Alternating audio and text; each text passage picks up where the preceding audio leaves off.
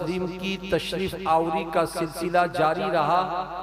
हजरत नूह आए यही मकसद लेकर, हजरत लूत आए यही मकसद लेकर, हजरत हूद आए यही मकसद लेकर, हजरत इब्राहीम आए यही मकसद लेकर, हजरत शुएब आए यही मकसद लेकर, हजरत यूसुफ आए यही मकसद लेकर, हजरत मूसा और ईसा आए यही मकसद लेकर।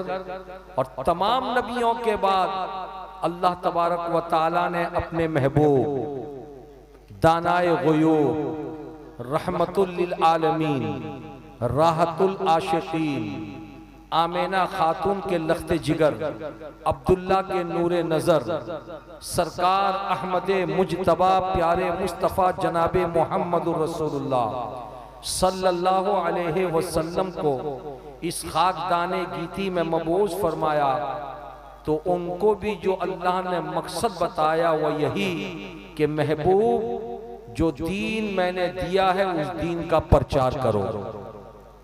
आज ये उत्तर दीनाजपुर की धरती पर आपका ये मदरसा चलता है। इस मदरसे के वजूद में आने का मकसद भी यही है कि दीन का प्रचार हो, भटके हुए इंसान को इंसानियत की राह मिल जाए। जो बंदे दीन से दूर हो गए, मजहब से दूर हो गए, उनके दिलों में कुरान और हदीस की तालीम उतार दी जाए ताकि वो अच्छे मुसलमान बन जाएं, अच्छे इंसान बन जाएं, अच्छे वो हिंदुस्तानी बन जाएं। लेकिन हर दौर में कुछ ऐसे दुश्मनाने इस्लाम रहे कि जिनका एक काम था कि हक बोलने वाले के सामने खड़े होकर एतराज करना और चैलेंज पेश करना। लेकिन जिनको अल्लाह तबारक व ताला ने राहे हक की तबलीग के लिए भेजा है, वो किसी के चैलेंज को कबूल करने से कभी कतराते नहीं। चुनांचा हमने देखा हजरत इब्राहीम अलैहिस्सलातु व तस्लीम ने जब खुदा के अहकामात की तबलीग की तो नमरूद ने चैलेंज किया, हजरत इब्राहीम अलैहिस्सलाम ने उसे कबूल किया। हजरत मूसा अलैहिस्सलातु व तस्लीम ने जब अल्लाह तबारक व ताला के फरमान की तबलीग की तो फिरऔन ने चैलेंज किया, हजरत मूसा अलैहिस्सलातु व तस्लीम ने उसे कबूल किया।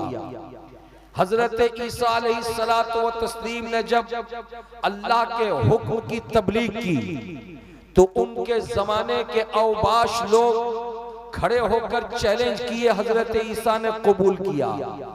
लेकिन जब बारी आई मेरे और आपके प्यारे नबी की, जब बारी आई रसूलों के इमाम की, जब बारी आई नबियों के सुल्तान की, जब बारी आई मक्की और मदनी ताजदार की, तो आपके जमाने में भी कभी अबू जहल खड़े होकर के चैलेंज करता रहा, कभी उतबा खड़े होकर चैलेंज करता रहा, कभी शीबा अपनी जानिब से चैलेंज करता रहा, कभी बड़े बड़े देहात के रहने वाले अनपढ़ लोग चैलेंज पेश करते रहे।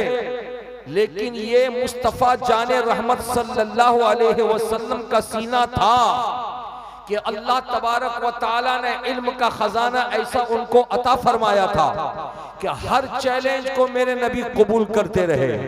चुनांचा उन्हीं चैलेंजों में एक चैलेंज आया था अबू जहल की तरफ से कि अपनी बंद मुट्ठी लेकर के वह हाजिर हुआ। इक्को कम कर बाबू, इक्को कम कर।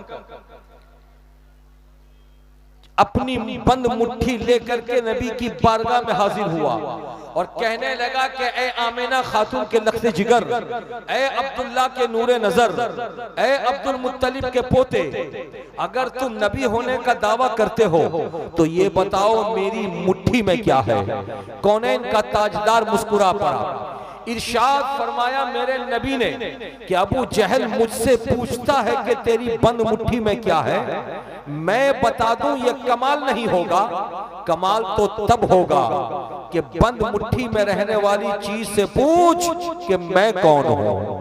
चुनांचा अपने कान के पास ले गया और जब ले करके तवज्जो दिया तो उसको बंद मुट्ठी में रहने वाली कंकड़ियों ने कलमा पढ़ करके सुना दिया। बोलो सुभान अल्लाह। जब कलमा पढ़ करके उसने पढ़ते हुए कंकड़ियों को सुना तो हवास बाख्ता हो गया और कहने लगा कि मोहम्मद अरबी ने इन कंकड़ियों पे भी जादू कर दिया है। लेकिन मेरे बुजुर्गों और दोस्तों, मैं बताना ये चाहता हूँ, ये जादू की रट लगाने वाले ये कोई मक्के के नए लोग नहीं थे, बल्कि जादू की रट लगाने वाले पुराने लोग थे जो उनके आबाओ अजदाद ने भी जादू की रट लगाई थी।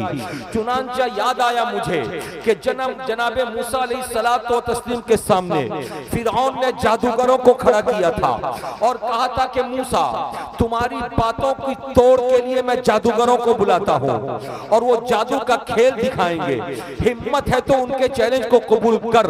चुनांचा जादूगर आए थे लंबी लंबी रस्सियों को लेकर के एक बड़े मैदान में उन सबों ने डाल दिया था और जादू के जोर से रस्सी सांप की शक्ल इख्तियार कर गई थी। जनाबे मूसा की तरफ लाखों का मजमा देख रहा था कि अब मूसा करते क्या है, लेकिन परवरदिगार आलम ने हजरत मूसा अलैहिस्सलातो व तस्लीम को एक असा अता फरमाया था। वो जन्नती असा था, असा कहते हैं लाठी को। वो लाठी इतनी पावरफुल लाठी थी कि 10 हाथ लंबी लाठी थी, लेकिन उस लाठी का कमाल ये था कि जब किसी रास्ते से हजरत मूसा चलते और रास्ते में पानी पीने की जरूरत पड़ती, किसी कुएं के पास जाते, अगर डोल और रस्सी नजर न आती तो हजरत मूसा उसी लाठी को कुएं में डाल देते, वो लाठी रस्सी का काम करती। वही लाठी थी कि जिस लाठी को हजरत मूसा अलैहिस्सलातो व तस्लीम लेकर के चलते, रास्ते में जब आपकी आंख बंद होती और आप आराम करना चाहते तो उस लाठी को तकिया बना के सराने रख देते तो वो लाठी तकिया का काम करती। वही लाठी थी कि जब हजरत मूसा अलैहिस्सलातो व तस्लीम पर ईमान लाने वाले 12 कबीले के लोग प्यासे हो गए और उन सबों ने पानी तलब किया था, तो जनाबे मूसा अलैहिस्सलातो व तस्लीम ने चारों तरफ नजर दौड़ाई थी और कहीं पानी उनको न मिला था, तो आपने लाठी को उठा करके एक पत्थर पर जब मारा था तो पत्थर से 12 पानी के चश्मे निकल पड़े थे और 12 कबीले के लोग उन चश्मों से पानी पी रहे थे। वही लाठी थी कि जब फिरऔनी गुंडे हजरत मूसा अलैहिस्सलातो व तस्लीम और उनके हवारीयीन का पीछा करके उनको पकड़ने की कोशिश कर रहे थे, हजरत मूसा अलैहिस्सलातो व तस्लीम के सामने दरिया था, दरिया के अलावा कोई रास्ता नहीं कि किस तरफ जाए, तो आपने लाठी को उठा करके जब पानी पे मारा था तो पानी का सीना फट गया था और लाठी का कमाल ये था कि 12 रास्ते तैयार हो गए थे। उन्हीं रास्तों से हजरत मूसा अलैहिस्सलातो व तस्लीम का कलमा पढ़ने वाले पार होकर के दरिया के उस पार पहुंच गए थे। वही लाठी थी कि जब फिरऔन ने अपने जादूगरों को बुला करके रस्सी का जोर दिखाया था और सांप की शक्ल रस्सियां ले ली थी, तो हजरत मूसा अलैहिस्सलाम मुस्कुराए थे और मुस्कुरा करके उसी लाठी को आपने मैदान में डाल दिया था। लाठी का आना था कि गजब हो गया। अल्लाह तबारक व तआला की कुदरत देखो, उस लाठी को खुदावंद कुद्दूस ने इतना बड़ा अजदहा सांप बना दिया कि अल्लाह अल्लाह, जब वो सांप की शक्ल इख्तियार करके लाठी जब अपना मुंह खोले तो हालात ऐसे बन गए, किताबों में आता है कि 240 फीट की चौड़ाई दोनों जबड़ों के बीच की थी। जब उस सांप ने मुंह खोला था तो उसकी हैबत को देख करके, उसके उस अंदाज को देख करके 80,000 लोग वहीं पे दम तोड़ चुके थे, वहीं पे जाँ बहक हो गए थे और उस अजदहा सांप ने एक एक करके सारे सांपों को निगलना शुरू कर दिया। फिरऔन भागा था लेकिन सांप ने उसका पीछा किया था। उस अजदहा ने हाथ जोड़ करके माफी मांगा था और कहा था कि मूसा मुझे माफ कर कर दो, मूसा मुझे माफ कर दो। जनाबे मूसा अलैहिस्सलातो तस्लीम मुस्कुराए थे। मैं कहना यह चाहता हूं कि हक वालों के खिलाफ हमेशा बातिल पीछा किया है और अपना चैलेंज पेश किया है। उस चैलेंज को हक वाले हमेशा कबूल किए हैं और न सिर्फ कबूल किए हैं बल्कि हक वालों ने मुंह तोड़ जवाब भी दिया था। मेरे बुजुर्गों और दोस्तों, यहीं पे ठहर करके मैं आपको बताना यह चाहता हूं कि हिंदुस्तान में अल्हम्दुलिल्लाह हम मुसलमान, हम सुन्नी सहीउल अकीदा मुसलमान, हम हक वाले हैं। लेकिन हिंदुस्तानी कानून के दायरे में रहते हुए हम हिंदुस्तान के किसी भी मजहब के खिलाफ, किसी भी कौम के खिलाफ अपनी जबान नहीं खोलते। लेकिन दूसरे लोग हैं जो हमारी मस्जिदों के खिलाफ मुंह खोलते हैं, हमारे मदरसों के खिलाफ मुंह खोलते हैं, हमारी खानकाहों के खिलाफ मुंह खोलते हैं, हमारे कब्रिस्तान के खिलाफ मुंह खोलते हैं, हमारी बहू बेटियों के खिलाफ मुंह खोलते हैं, कभी हमारी बेटियों के निकाब के खिलाफ मुंह खोलते हैं, कभी मुसलमान के चेहरे की दाढ़ी के खिलाफ मुंह खोलते हैं, कभी मुसलमानों के सर पे टोपी देख करके मुंह खोलते हैं, कभी उनका इस्लामी लिबास देख करके मुंह खोलते हैं। लेकिन हालात ऐसे बन गए कि जब तक दूसरे लोग हमारे लिबास के खिलाफ मुंह खोलते रहे तब तक हम चुप रहे, हमारी टोपी के खिलाफ मुंह खोलते रहे तब तक हम चुप रहे, हमारी दाढ़ी के खिलाफ मुंह खोलते रहे तब तक हम चुप रहे। लेकिन हालात इतने बिगड़ गए कि अब तो टोपी दाढ़ी या हमारी बहनों के लिबास या उनके निकाब को तो छोड़ो, बल्कि जिस महबूबे खुदा ने, जिस रसूल कौनैन ने, जिस नबी कौनो मका ने, जिस खुदा के हबीब ने मक्के की दुनिया में रबीउल अव्वल की 12 तारीख को पैदा हो करके गारे हिरा में अपना वक्त गुजार के 40 साल की उम्र में फारान की चोटी पर खड़े होकर के हमें खुदा का पैगाम दिया था, जिस रसूल को खुदा ने सर से लेकर पांव तक नूरुन अला नूर बनाया था, जिस रसूल को खुदा ने मा काना व मा यकून का इल्म अता फरमाया था, जिस रसूल के सीने में खुदा ने कुरान पाक के 30 पारे उतार दिए थे, जिस रसूल ने खुदा ने भटकी हुई कौम को हिदायत का रास्ता दिखाया था, जिस रसूल को खुदावंद कुद्दूस ने इतना इल्म दिया था कि जिसने इंसान को इंसानियत का लिबास अता किया था, मक्के की दुनिया से लेकर मदीने की दुनिया तक जिसने अपनी 63 साल जिंदगी गुजार के सुबह कयामत तक के लिए इंसान को इंसानियत का लिबास अता किया और हर कौम के लोगों को पुकारा कि आओ, अगर सुकून लेना हो तो मेरे पास आ जाओ, चैन लेना हो तो मेरे पास आ जाओ, आराम लेना हो तो मेरे पास आ जाओ, हिदायत लेना हो तो मेरे पास आ जाओ। मुस्तफा जाने रहमत जो नबियों के इमाम, रसूलों के सुल्तान, आदम से लेकर ईसा तक सारे नबियों के मुक्तदा और सुबह कयामत तक खातमुन नबीइन बनकर आने वाले प्यारे नबी के खिलाफ हमारे मुल्क में कुछ ऐसे नाहंजार किस्म के लोग हैं जो जबान खोलते हैं।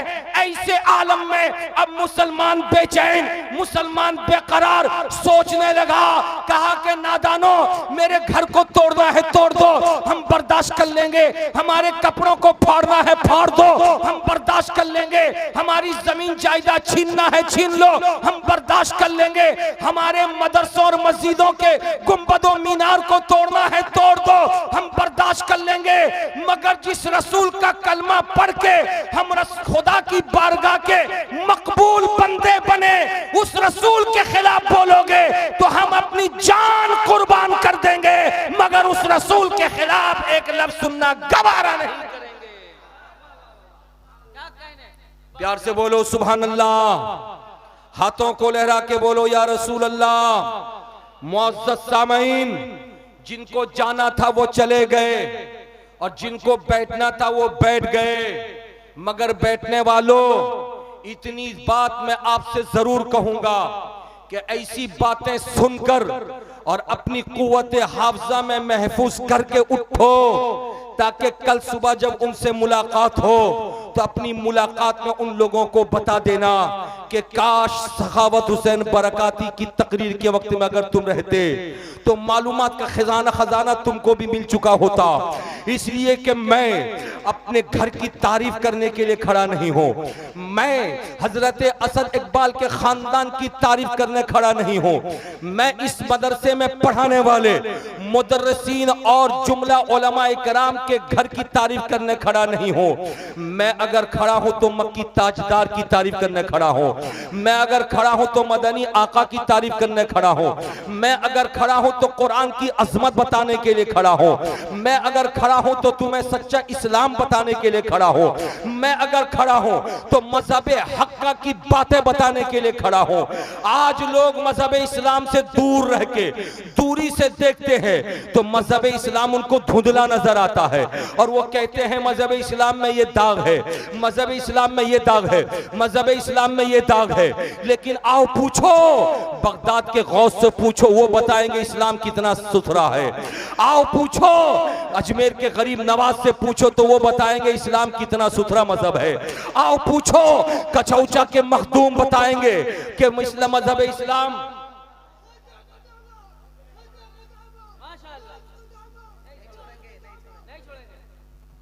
सुभान अल्लाह सुभान अल्लाह सुभान अल्लाह। हजरात मुकर्रम में आपको बताना ये चाह रहा था कि यकीनी तौर पर आपको और हमको खुदा ने वो आंखें तो दी है जिन आंखों से हम दूसरों को देख लेते हैं, मगर देखने में कभी कभी धोखा होता है। इसलिए हम दूसरी कौम के लोगों से ये कहना चाहेंगे कि अपनी आंख की पट्टी को खोल दो और खोल करके आओ और मजहब इस्लाम को मोहब्बत की नजर से देखो, मजहब इस्लाम को अकीदत की नजर से देखो। क्या तुम्हें मालूम नहीं कि मक्के की सुनहरी वादी में कोई कलमा पढ़ने वाला नहीं था। मेरा रसूल पैदा होने के बाद 40 बरस तक खामोश था, लेकिन 40 बरस के बाद जब मेरे मुस्तफा ने जबान खोली है तो हालात ऐसे बन गए हैं कि अबू बकर सिद्दीक ने जब रसूल को देखा तो कलमा पढ़ना शुरू कर दिया, फारूक आजम ने जब रसूल को देखा तो कलमा पढ़ना शुरू कर दिया, हजरत उस्मान ने जब रसूल को देखा तो कलमा पढ़ना शुरू कर दिया, हजरत मौलाए कायनात ने जब रसूल को देखा कलमा पढ़ना शुरू कर दिया। मियां सुनो, देख करके कलमा पढ़ा, आप कहोगे कि उन्होंने माथे की आंखों से देखा था जिसकी वजह से उन्होंने कलमा पढ़ा, हम तो माथे की आंखों से देखे नहीं तो हम कलमा कैसे पढ़ें? तो आओ ये तुम्हारा कमाल होगा कि तुमने माथे की आंखों से देखा तो नहीं है, लेकिन अपने गांव में जो मदरसा तुमने कायम किया है इस्लामिया गफूरिया नाम का मदरसा, उस मदरसे से लेकर तुम्हारे घर तक अल्लाह का मुकद्दस कुरान है। अगर रसूल को नहीं देखा तो कुरान को तो देखा है, और अगर कुरान को देखा है तो कुरान से पूछ रसूल कैसे थे, तो कुरान कहेगा रसूल को देखना चाहते हो तो आओ, रसूल का चेहरा वो दुहा है, रसूल के जुल्फे पाक वो लैली इज़ा सजा है, रसूल का सीने पाक अलम नशरह लक सदरक है, रसूल के हाथ मुबारक यदुल्लाहि फौका ऐदीहिम है, रसूल का सफर मुबारक सुब्हानल्लज़ी असरा बिअब्दिही लैलन मिनल मस्जिदिल हराम इलल मस्जिदिल अक्सा है। अगर तुम बिस्मिल्लाह के बा से लेके वन्नास के सीन तक पढ़ते चले जाओ तो सर से लेकर पांव तक मुस्तफा जाने रहमत का मौजज़ा नजर आएगा। और ये मैं नहीं कहता बल्कि आओ हम सबकी अम्मा प्यारे नबी की पाक बीवी हजरत आयशा सिद्दीका कहती है कि मेरे रसूल के इंतकाल के बाद जब कुछ लोग आए और रो रो के कहने लगे आयशा चंद दिन हो गए हम नबी को देख नहीं सके, अब बर्दाश्त नहीं हो रहा है, जब हम भूखे होते थे तो नबी को देख लेते थे, हमारी भूख मिट जाया करती थी, जब हम प्यासे होते थे नबी को देख लेते थे तो हमारी प्यास बुझ जाया करती थी, लेकिन अब कुछ रोज हो गए हम नबी को देखे नहीं। ए आयशा जरा सा नबी की तारीफ तो सुना दो, जरा नबी के कमालात तो बता दो, जरा नबी के मोजेजात तो बता दो। तो हजरत आयशा कहती है ए मेरे आका नबी के सहाबा, अगर अपने नबी का कमाल देखना चाहते हो, उनका हुस्न देखना चाहते हो, उनका मोजज़ा देखना चाहते हो तो आयशा से न पूछो, जाओ खुदा का मुकद्दस कुरान उठा के देखो, बिस्मिल्लाह के बा से लेके वन्नास के सीन तक खुदा ने मुस्तफा जाने रहमत का हुस्न कुरान में अता कर दिया। प्यार से बोलो सुभान अल्लाह। इसीलिए तो आला हजरत अजीमुल बरकत मुजद्दिद दीन मिल्लत अशाह इमाम अहमद रजा खान फाजिल बरेलवी अलैहि रहमत व रिजवान अपनी नातिया शायरी में लिखते हैं, वो कमाले हुस्न हुजूर है कि गुमाने नक्शे जहां नहीं, वो कमाले हुस्न हुजूर है कि गुमाने नक्शे जहां नहीं, यही फूल खार से दूर है, यही शम्मा है कि धुआं नहीं। मेरे बुजुर्ग और दोस्तों, मैं बताना ये चाह रहा था कि चैलेंज, हर दौर में चैलेंज होता है, उस चैलेंज को कबूल करने वाला आदमी ही गेनर होता है। जो चैलेंज से भागे समझ जाओ वो कमजोर, और जो चैलेंज को कबूल करे मान जाओ वही बहादुर है। आप मुसलमान हैं, आपके सामने भी चैलेंज है। अगर आप कॉलेज में पढ़ते हो तो कॉलेज के साथी पूछते हैं नमाज क्या है बताओ, तो आपको बताना होगा। अगर आप मार्केट में दुकान रखे हो तो दुकानदार जो दूसरे हैं मार्केट के, वो आपसे पूछते हैं कि रिस्क हलाल का फलसफा इस्लाम में क्या है वो बताओ।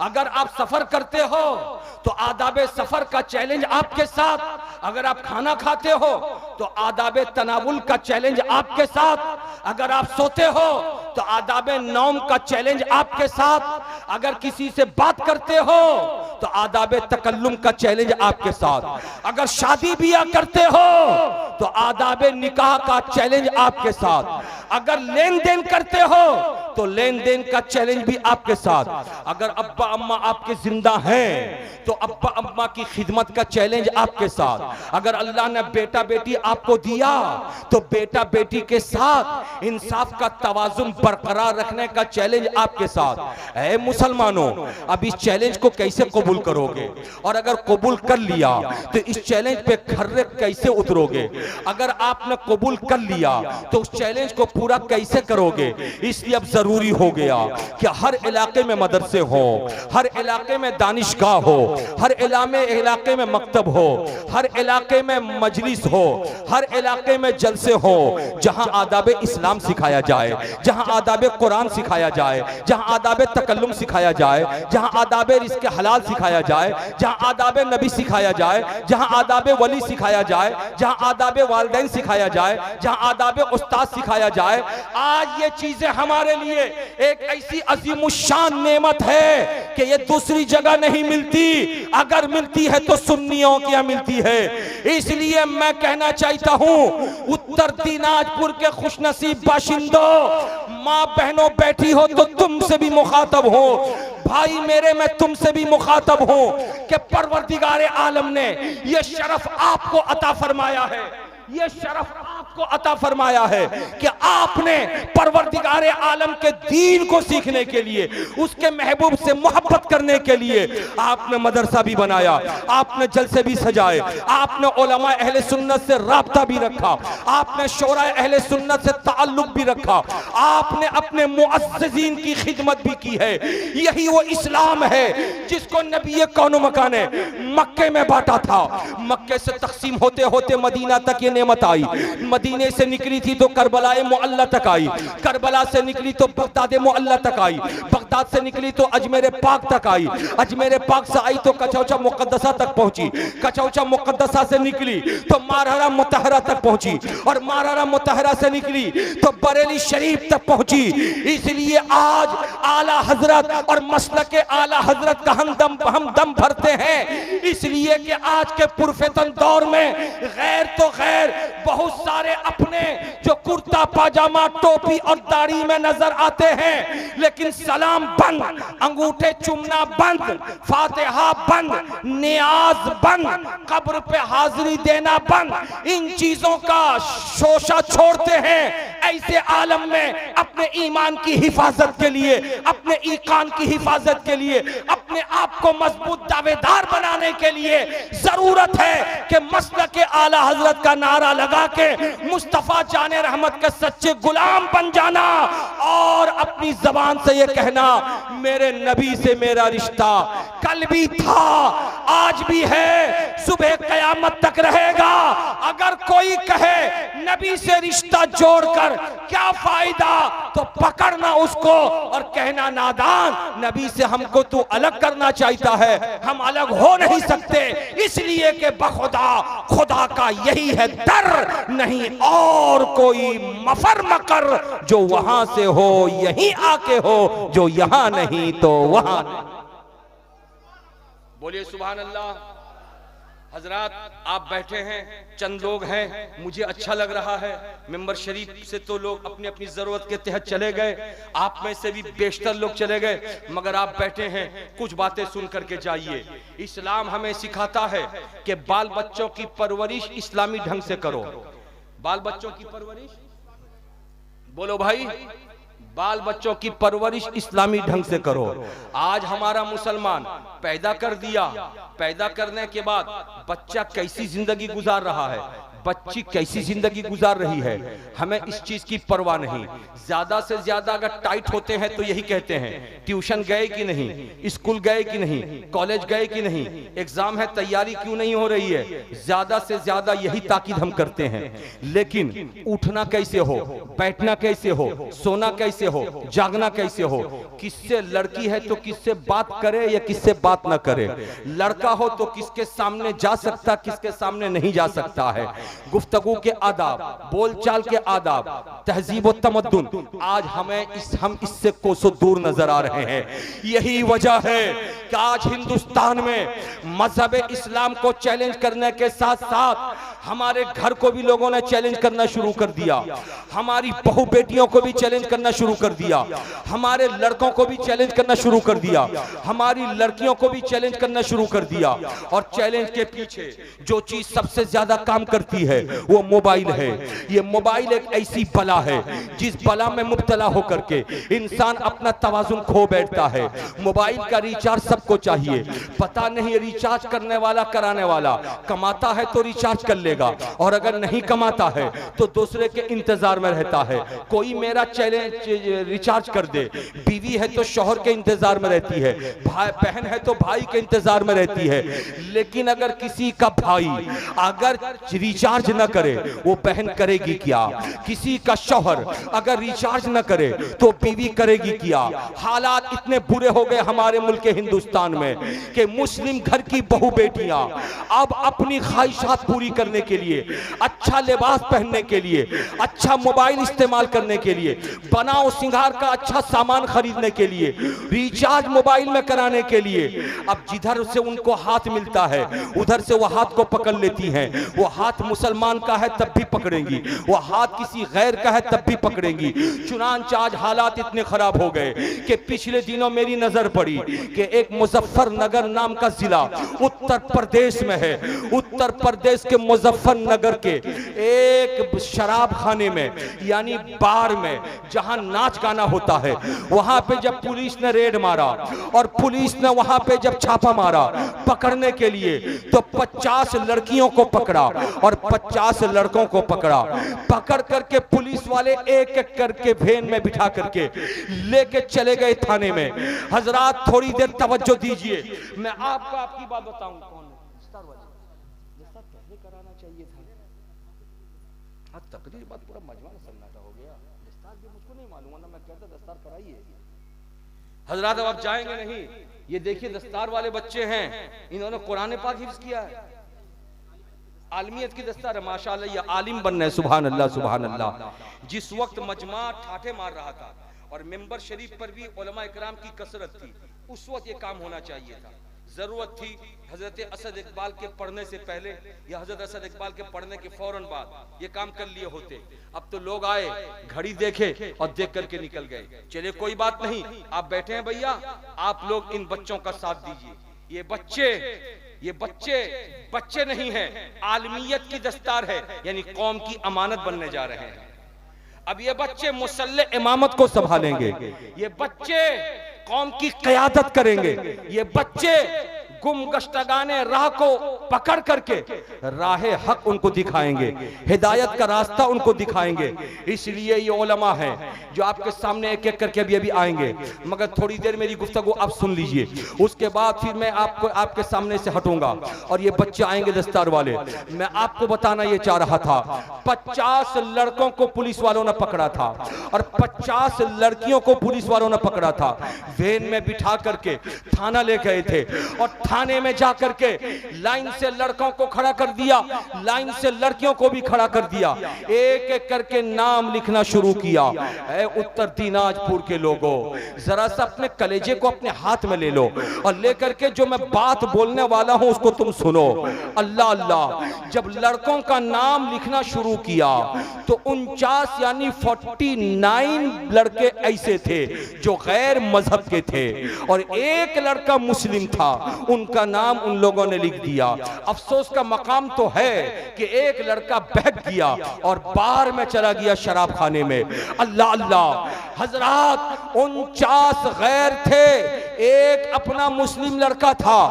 लड़कों का नाम लिखने के बाद जब पुलिस वालों ने लड़कियों का नाम लिखना शुरू किया तो आपको हैरत होगी, 44 यानी 44 लड़कियां मुस्लिम थी और 6 लड़कियां सिर्फ गैर मुस्लिमा थी।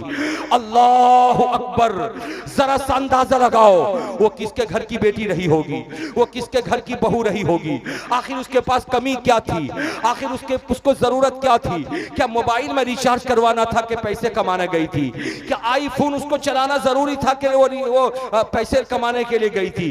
क्या उसको अपने जरूरत के लिए बनाओ सिंगार का सामान खरीदना था जिसके लिए वो शराब खाने में जाके नाच रही थी? क्या उसको उम्दा लिबास पहनना था जो अपने बाप और अपने भाई और अपने शौहर की कमाई से वो लिबास उसको नहीं मिल पा रहा था कि उम्दा लिबास बनाने के लिए वो पैसे कमाने के लिए गई? माँ बहनों, मैं तुमसे मुखातब होकर के ये कहना चाहूंगा, वो किसके घर की 44 बेटियां थी? मुस्लिम के घर की बेटियां थी, जिनके घरों में नमाजें पढ़ी जाती हैं, जिनके घरों में कुरान की तिलावत होती है, जिनके घरों में तस्बीह और तहलील होती है, जिनके घरों की बेटियों को सर पे दुपट्टा रखने का हुक्म दिया गया है, जिनके घरों की बेटियों को सुबह उठ करके कुरान तिलावत करने का पैगाम इस्लाम देता है। आखिर उस घर की बच्चियां है कि आज हम मुसलमान तो हैं लेकिन हमारे सामने चैलेंज आ रहा है, उस चैलेंज को हम कबूल नहीं कर रहे हैं। अपनी बेटियों को इस्लाम नहीं सिखा रहे हैं, अपने बेटों को इस्लाम नहीं सिखा रहे हैं। हम पैदा हुए थे तो हमारा नाम माँ बाप ने इस्लामी नाम रख दिया था, बस हम मुसलमान हो गए। लेकिन मुसलमान का किरदार क्या होना चाहिए, मुसलमान का कैरेक्टर क्या होना चाहिए, मुसलमान को कैसी तहजीब सीखनी चाहिए, मुसलमान का तमद्दुन कैसा होना चाहिए, आज हमें ये सीखने की जरूरत नहीं, आज हमें सिखाने वाला कोई नहीं। ऐसे आलम में मुझको 1400 साल पहले की वो बात याद आती है जब रसूल कौनैन सल्लल्लाहु अलैहि वसल्लम के जमाने में औरतें भी आती थी मदीने पाक, मस्जिद नबवी में नव रसूल के पीछे नमाज पढ़ने के लिए। कोई रोकने वाला नहीं था, कोई मना करने वाला नहीं था। सिद्दीक़ अकबर का जमाना आया 2.5 साल का, औरतें आती रही, जमात में शरीक होकर नमाज पढ़ती रही। लेकिन जब फारूक आजम का जमाना आया तो फारूक आजम ने अपने दौरे खिलाफत में ऐलान किया, अब कोई औरत मस्जिद के अंदर आकर जमात से नमाज नहीं पढ़ेगी बल्कि वो अपने घर में पढ़ेगी और उसको जमात का सवाब मिल जाएगा। औरतों ने उस वक्त कहा था, ऐ फारूक आजम, रसूल ने नहीं रोका, आप रोक रहे हैं। सिद्दीक़ अकबर ने नहीं रोका, आप रोक रहे हैं। तो फारूक आजम का जवाब था कि अगर आज के जमाने में रसूल होते तो मेरे रसूल जरूर रोक देते, अगर सिद्दीक होते तो सिद्दीक भी जरूर रोक देते। इसलिए कि अब औरतों की कसरत इतनी हो गई है कि मेरी नजर देख रही है, अगर इसी तरीके से मस्जिद में आने और जाने का सिलसिला मर्दों की तरह औरतों का भी बना रहा तो वह दिन दूर नहीं कि लोग मस्जिद नमाज पढ़ने के लिए नहीं, नहीं बल्कि बुराई करने के लिए आने लगेंगे। इसलिए इस दरवाजे को बंद कर देना चाहिए, इस बाप को रोक देना चाहिए, इस सैले रवा को खत्म कर देना चाहिए। चुनांचे उन्होंने खत्म कर दिया। तो मां बहनों, स्कूल में पढ़ने वाली लड़कियों की हिफाजत करो, कॉलेज में पढ़ने वाली लड़कियों की हिफाजत करो, यूनिवर्सिटी में पढ़ने वाली लड़कियों की हिफाजत करो। सिर्फ मोबाइल उनको दे करके आंखें मत बंद कर लो, बल्कि मोबाइल को चेक भी करो। लड़की किससे बात करती है, लड़का किससे बात करता है, मोबाइल का गलत यूज तो नहीं हो रहा है। ये चैलेंज है, चैलेंज। जिस चैलेंज को कबूल करना आज के मुसलमानों के लिए जरूरी है, वरना हम अपने इस्लाम की हक्कानियत का ऐलान तो करते हैं, इस्लाम जिंदाबाद का नारा तो लगाते हैं, लेकिन हमारे घर की बहू बेटियां आज आपे से बाहर होकर के मुसलमानों के चेहरे पे कालिक पोतने का काम कर रही है।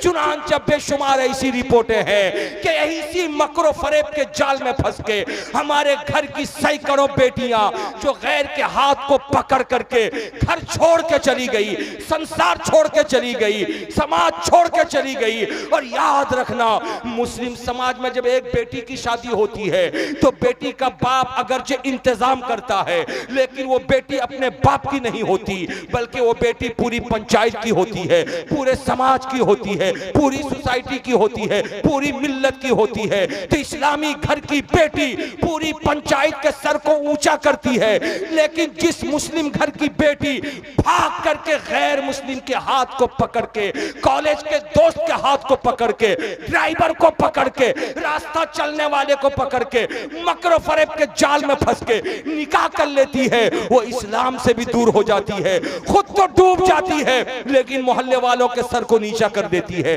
खानदान वाले सर उठा नहीं सकते। ऐसे में नौजवानों, हिम्मत करो, सिर्फ जलसा न करो, सिर्फ नारा न लगाओ, बल्कि अपने इलाके में, सोसाइटी और समाज में बहू बेटियों की हिफाजत का भी कदम उठाओ। इसलिए कि जिस घर में, जिस खानदान में खानदान वाले बच जाते हैं, खानदान वालों का दीन भी ऊंचा होता हुआ नजर आता है। मेरे बुजुर्ग और दोस्तों, आज हमारे सामने ये चैलेंज है। आओ उस चैलेंज को कैसे कबूल किया जाए। हम एक चैलेंज हो तो उसका रोना रोएं, हमारे सामने तो हजारों चैलेंज है। ये उत्तर दिनाजपुर मुस्लिम अक्सरियती इलाका है और इस उत्तर दिनाजपुर में एक नहीं अनेक जलसे होते हैं। हर गांव में छोटे बड़े मदरसे हैं, हर मस्जिद में सुन्नी इमाम हैं। रास्ता चलते हुए सुन्नी इंसान टोपी दाढ़ी वाला नजर आ जाता है, लेकिन जरूरत है कि इस्लाम को पहचानो, इस्लाम के हुस्न को पहचानो, इस्लाम की खूबी को पहचानो। माँ बहनों, घरों में सुबह उठ करके तुम कुरान पाक की तिलावत करो, नमाज फज्र की अदायगी करो, फिर उसके बाद तुम खाना बनाओ, तो देखो फिर खाने में बरकतें कितनी होती हैं। अपने शौहर के हक में दुआ करो, देखो शौहर की कमाई में कितनी बरकतें होती हैं। अपने मरे हुए मुर्दे जो खानदान के गुजर गए, उनकी मगफिरत की दुआ करो। गैर दुआ करेगा, दुआ तो है, लेकिन अपनों की दुआ में जो चाशनी है वो गैरों की दुआ में नहीं है। दुआ करो। आओ मैं आपको दिखाता हुआ गुजरू हजरत इमाम अहमद इब्ने हम्बल, जिनका जमाना बड़ा पुरखतर जमाना था। ये पढ़े लिखे बच्चे हैं, उलमा तशरीफ रखते हैं। मैं इन लोगों की मौजूदगी में एक मसला बताता हूँ, और मसला बता करके मैं एक बात वाज़े करना चाहता हूँ। इजाजत है आपकी तरफ से? अरे बोलिए भाई, इजाजत है आपकी तरफ से? प्यार से बोलो सुभान अल्लाह। तुम मुझे लेने के लिए गए थे, प्यार से बोल दो सुभान अल्लाह। अब मैं आपसे पूछना चाहता हूं, अल्लाह खालिक है जिसने पैदा किया, और पूरी दुनिया मखलूक है कि अल्लाह ने पैदा किया। जमीन मखलूक, आसमान मखलूक,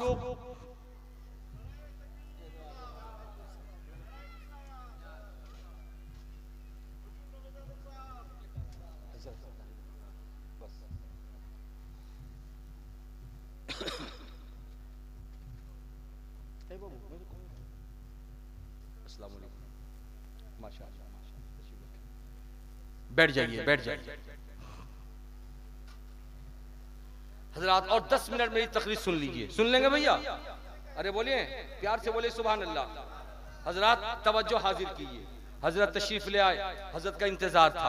तो मैं आपको बताना चाह रहा था, खुदा ने जमीन पैदा किया, जमीन मखलूक, आसमान पैदा किया, बोलते जाइए, आसमान भी मखलूक। फरिश्तों को खुदा ने जन्म दिया, फरिश्ते ही मखलूक, नबियों को खुदा ने पैदा किया, नबी भी मखलूक, हमको और आपको पैदा किया, हम भी मखलूक।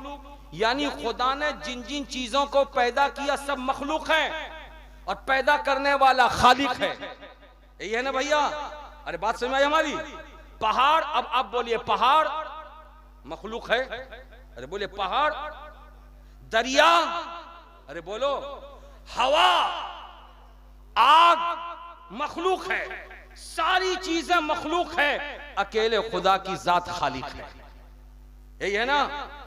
खुदा खालिक है और कुल कायनात मखलूक है। लेकिन हजरत इमाम अहमद इब्न हंबल का जमाना है, वक्त के बहुत बड़े इमाम हैं।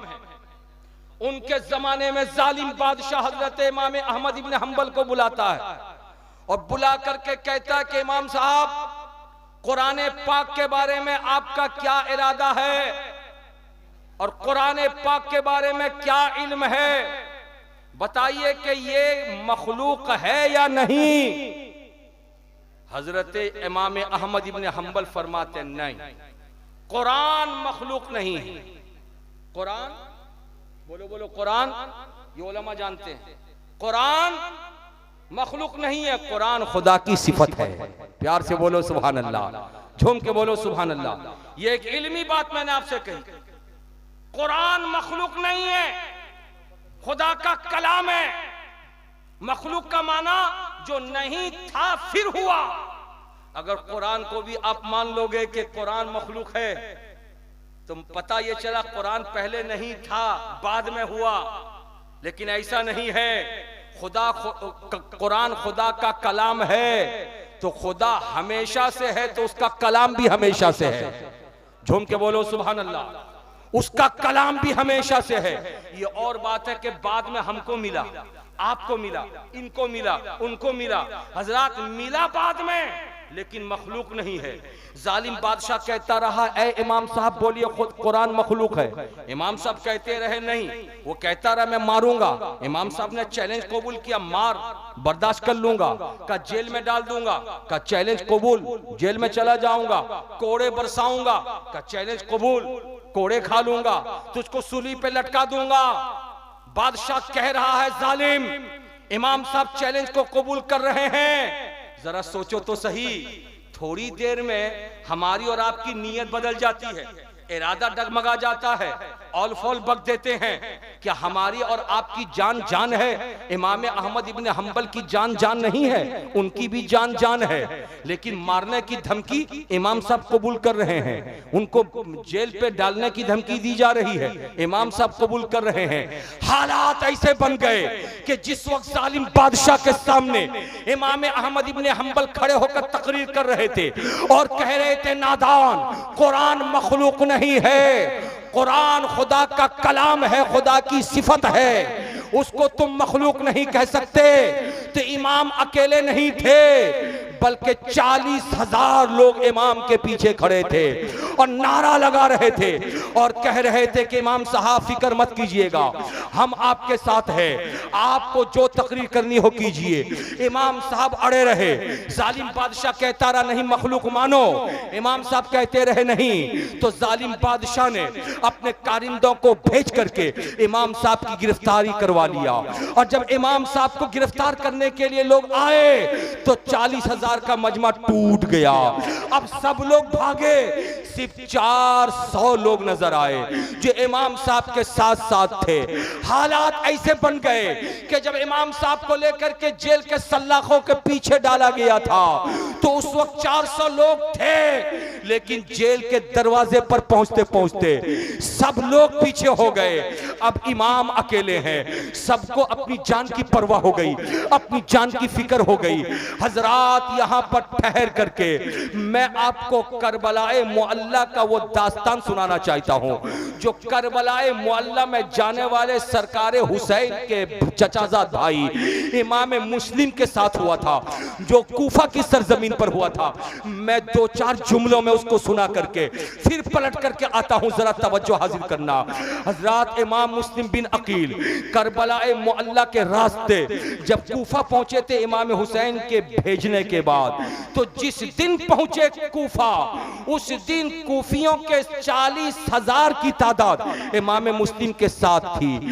लेकिन एक हफ्ते के अंदर अंदर जब यजीद ने सख्ती किया था तो सारे के सारे लोग साथ छोड़ दिए थे। इमाम मुस्लिम इब्ने अकील कूफा में अकेले हो गए थे। हद तो ये थी कि सबों ने अपना दरवाजा भी बंद कर लिया था। इमाम मुस्लिम इब्ने अकील मगरिब की नमाज के बाद पूरे कूफा में गश्त करते रहे, मगर किसी का दरवाजा नहीं खुला था कि कोई इमाम मुस्लिम इब्ने अकील को पनाह दे सके। हालात बद से बदतर हो गए थे कि प्यास की शिद्दत थी। एक ज़ईफा को देखा था जो अपने बेटे का इंतजार कर रही थी। उस ज़ईफा के दरवाजे पर पहुंच करके आपने पानी नोश किया था, और ज़ईफा को जब पता चला था कि मुस्लिम इब्ने अकील यही है तो उसने अपने नम आंखों से अपने घर के अंदर छुपाया था। लेकिन उस ज़ईफा के नादान बेटे को जब इल्म हुआ था तो बेटे ने गवर्नर हाउस में खबर पहुंचा करके हजरत मुस्लिम इब्ने अकील के कत्ल का सामान मुहैया किया था। मैं कहना यह चाहता हूं, दागदार लोग हर दौर में रहते हैं, वो गद्दार लोग हर दौर में भी रहते हैं। आज भी आप देखेंगे कि हक बोलने वाला कोई खड़ा होकर हक बोलेगा तो कुछ लोग कुछ देर के लिए साथ देंगे, लेकिन कुछ देर के बाद जब अपना नफ्स दाखिल हो जाएगा तो वो पीछे हट जाएंगे। मैंने बहुत सारे लोगों को देखा है जो मौलवी मौलाना के हाँ में हाँ मिलाते हैं, उस वक्त तक हाँ में हाँ मिलाते हैं जब तक मौलाना उनके घर का काम करता है। यानी 3 बेटी का निकाह पढ़ा है मौलाना साहब ने, मौलाना बहुत अच्छे हैं, लेकिन चौथी बेटी के निकाह के टाइम में मौलाना साहब घर पे थे छुट्टी में, जो बेटी का निकाह नहीं पढ़ाए तो 3 निकाह को भूल जाएगा। एक निकाह में शरीक ना होने की वजह से उस दिन से वो मौलाना साहब का बागी बन जाएगा। हालात इतने खराब हो चुके हैं। अगर दादा का इंतकाल हुआ, इमाम साहब ने नमाज़े जनाजा भी पढ़ाई, दादी का इंतकाल हुआ, नमाज़े जनाजा भी पढ़ाई और कब्रिस्तान में साथ साथ जाके मिट्टी भी डाला, लेकिन अब्बा का इंतकाल हो गया। इमाम साहब की बेटी की तबीयत खराब थी, इमाम साहब घर चले गए, वो उसी दिन नाराज हो जाएगा, इमाम साहब मेरे अब्बा का जनाजा क्यों नहीं पढ़ाए? इसलिए कि आज हम नफ्स के गुलाम हो गए। हजरात, ऐसे लोग हर दौर में होते हैं जो गद्दारों की फहरिस्त में होते हैं, लेकिन मैं आपसे कहना चाहता हूं, वफादार बन के रहो। अगर मुसलमान हो तो मुसलमान, वफादार मुसलमान बन के रहो। अगर हिंदुस्तानी हो तो हिंदुस्तानी शहरियत अगर मिली है तो मुल्क के बाशी, वफादार बाशी बन करके रहो। अगर अपने अब्बा अम्मा के बेटे हो तो अब्बा अम्मा तुम्हें लात मारे, डांटे डपटे, फिर भी वफादार बन के रहो। अगर तुम अपने इमाम के मुक्तदी हो तो मुक्तदी होने की हैसियत से इमाम साहब की मीठी बात भी कबूल करो, और कभी कड़वी बात कहे तो उसको भी तुम कबूल करो। ये वफादारी है। अल्लाह अल्लाह, इमाम अहमद इब्ने हंबल को जब नादानों ने पकड़ के जेल के सल्लाखों के पीछे डाला था तो पूरे 400 लोग छोड़ करके चले आए थे। इमाम अकेले थे जेल के अंदर। जब जेलर उनको कोड़े मारता था तो हालात ऐसे बन चुके थे कि अपना तो कभी कभी साथ नहीं देता मगर गैर कभी कभी साथ देता है। रवायत ये मिलती है, उस जेल में एक चोर था। उस चोर ने जब इमाम साहब को देखा कि कोड़े खा रहे हैं फिर भी कहते हैं मैं हक कहता हूं, कुरान मखलूक नहीं है। मारता है जेलर फिर से कोड़ा, फिर कहते मैं हक कहता हूं, कुरान मखलूक नहीं है। ऐसे आलम में चोर के कान खड़े हो गए, और चोर के जब कान खड़े हुए तो जेलर जब चला गया मार मार के, फिर दूसरे टाइम आके मारेगा तो चोर करीब गया और जाकर के कहने लगा इमाम साहब मैंने आपकी पीठ देखी, आपकी पीठ लहूलुहान हो गई, मैंने आपका बर्दाश्त देखा, बर्दाश्त की हद हो गई, मैंने आपका सब्र ज़ब्त देखा, उसकी इंतहा हो गई। इमाम साहब एक बात मैं कहना चाहता हूं, आप हक पर हैं, अगर हक पर नहीं होते तो इतना मार खा के भी आप अपनी बात को बदल सकते थे, मगर बदला नहीं। इमाम साहब मैं आपको कहना यह चाहता हूं, मैं चोर हूं, चोर, चोरी करता हूं, उसी चोरी करने के जुर्म में पकड़ा गया हूं। लेकिन जेल के अंदर जब ठोकाई मेरी होती है, मैं इनकार करता हूं कि मैं चोर नहीं हूं। वो मरता जाता फिर भी मैं कहता मैं चोर नहीं हूं। वो मरता जाता फिर भी मैं कहता हूं मैं चोर नहीं हूं। चोर हूं फिर भी मैं मार खा खा करके कहता हूं कि मैं चोर नहीं हूं। लेकिन आप तो हक पर हैं, आप हक पर हैं, इसलिए आप अड़े रहे अपनी बात पे, खुदा मददगार है। आप अड़े रहे अपने कौल पे, खुदा मददगार है। इमाम अहमद इब्न हंबल कहते हैं, एक चोर के इस हौसला अफजा बात सुन करके मेरे हौसले को तवानाई मिली, मेरे हौसले को कुव्वत मिली।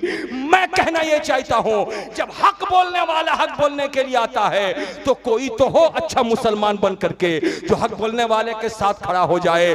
फिर इमाम अहमद इब्न हंबल की जान जाती है, उनको सूली पे लटका दिया जाता है। लेकिन सूली पे लटक कर के भी इमाम अहमद इब्न हंबल कहते हैं, ऐ दुनिया वालों, मैं सूली पे इसलिए लटक रहा हूं कि दुनिया मुझसे कुरान के मखलूक होना कहलवाना चाहती है। अगर मैंने कुरान को मखलूक कह दिया तो मैं गुमराह हो जाऊंगा, मैं राह रास्ते से भटक जाऊंगा, मेरा ईमान खत्म हो जाएगा। लेकिन दुनिया से जा रहा हूं सूली पे चढ़ के, और सूली पे चढ़ के ऐलान करता हूं, जान जाती हो तो जाती रहे, लेकिन इस्लाम का दामन हाथ से छूटने न। नारे तकबीर, नारे रिसालत, मजहबे इस्लाम, मजहबे इस्लाम, हजरत अल्लामा सखात हुसैन बरकाती, नारे तकबीर, नारे रिसालत। इसलिए मेरे बुजुर्गों और दोस्तों, जलसे में आप आए हो एक पैगाम लेकर के जाना। माँ बहनों, तुम भी बेटे एक पैगाम लेकर के जाना।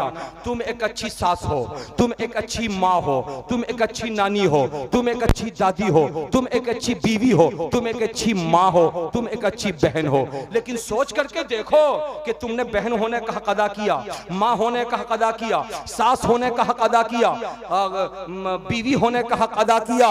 अगर किया है तो अल्लाह ताला इसका अज्र देगा, और अगर नहीं किया है तो सिर्फ और सिर्फ मोबाइल पेर करके पाकिस्तानी सीरियल मत देखो, अपना वक्त बर्बाद मत करो, शॉर्ट वीडियो देख देख करके अपना वक्त बर्बाद मत करो। अगर तुम पढ़ी लिखी हो तो अपने मौलाना से कह करके, अपने बेटों से कह करके, चाहे उर्दू जबान में हो चाहे बांग्ला जबान में हो, मसाइल की किताबें मंगवाओ, खाली वक्त में उन किताबों को पढ़ो, एक अच्छी मोमिना बन जाओ। भाइयों, फुर्सत के वक्त में सिर्फ चाय खाने पे बैठ करके दुनिया भर की बातों को सुन करके उस पर तबसरा मत करो। बेनमाजी हो तो नमाजी बन जाओ, कुरान पढ़ना नहीं सीखे हो तो कुरान पढ़ना सीख लो। अगर तुमको खुदा ने औलाद दी है, औलाद की तरबियत का सबक सीख लो। ये चैलेंज है, इसलिए कि इस चैलेंज को अगर कबूल नहीं किया आपने तो कल खुदा की बारगाह में जवाब देना होगा।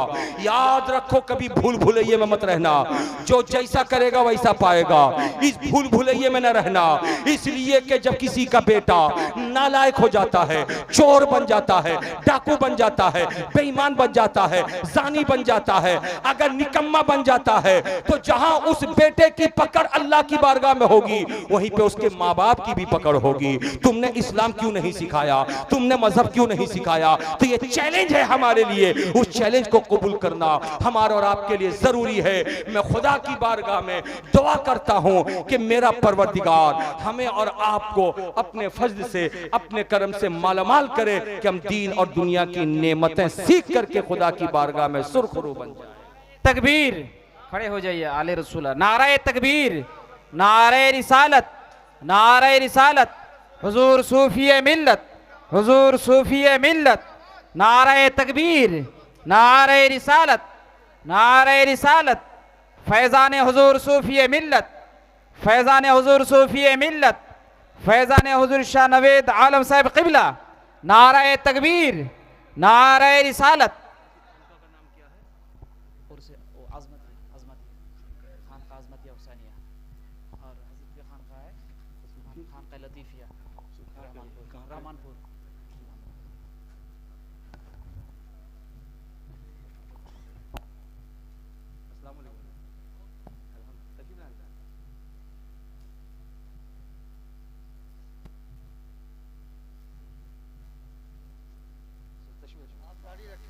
जो होगा देखा जाएगा। सुभान अल्लाह।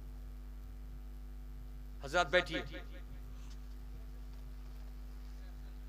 हजरत ये मंजर कितना सुहाना है, कितना सुहाना मंजर है।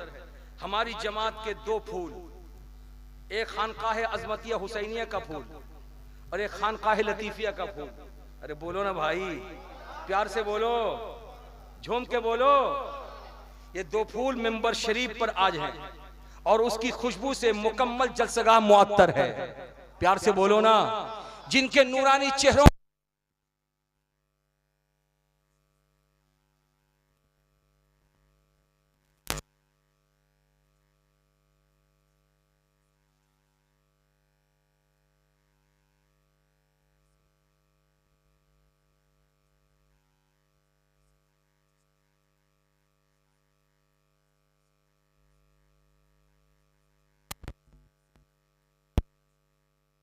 से जुड़े हुए हैं, इसीलिए तो हम अशरफी है कि सरकार कचौचा की निस्बत से हम जुड़े हुए हैं। ये खानकाह अजमतिया हुसैनिया के शहनशाह, ये खानकाह लतीफिया के शहनशाह, ये दो बुजुर्ग हमारे बीच तशरीफ रखते हैं। अभी अभी उलमाए कराम के सरों पे दस्तारे आलमियत का बेहतरीन ताज ये लोग अपने हाथों से सजाएंगे। मैं अपनी गुफ्तगू के आखिरी हिस्से में ये कह करके आपसे रुखसत हो जाना चाहता हूँ कि आज के दौर में सबसे बड़ा मसला आ गया है, अपने इस्लाम को बचाओ, अपने ईमान को बचाओ, अपने ईकान को बचाओ, अपने मजहब की फिक्र करो, अपने दीन की फिक्र करो। इसलिए कि दुश्मन कभी हमारी मस्जिदों पे हमला करके मस्जिद के मिंबरों मीनार को तोड़ करके अपना झंडा लगाता है, कभी हमारे मदरसों के खिलाफ बकवास करता है, कभी हमारी खानकाहों के खिलाफ जबान दराजी करता है, कभी रास्ता चलते हुए मुसलमान को कुर्ता पाजामा टोपी दाढ़ी में देख करके टॉर्चर करता है, कभी हमारे घर की बहु बेटियों को निकाब में देख करके, पर्दे में देख करके उनको टॉर्चर किया जाता है। ऐसे आलम में दुनिया सोचती है कि मुसलमान को हम नेस्तो नाबूद कर दे, मुसलमान को खत्म कर दे। न मुसलमान रहेगा, न अजमेर का की नगरी रहेगी, न मुसलमान रहेगा, न कचौचा मुकद्दसा की ततहीर रहेगी, न मुसलमान रहेगा, न खानकाह अजमतिया का हुस्न रहेगा, न मुसलमान रहेगा, न खानकाह लतीफिया की पाकिज़गी रहेगी, न मुसलमान रहेगा, न मस्जिद के मंबरों मेहराब नजर आएंगे, न मुसलमान रहेगा, न मदरसों की चार दीवारी के अंदर बैठकर कोई कुरान पाक पढ़ता हुआ नजर आएगा। बातिल फिरकों से कह दो कि नादान, ये शोशा तेरा कोई नया शोशा नहीं है, ये 1400 साल पहले का शोशा है।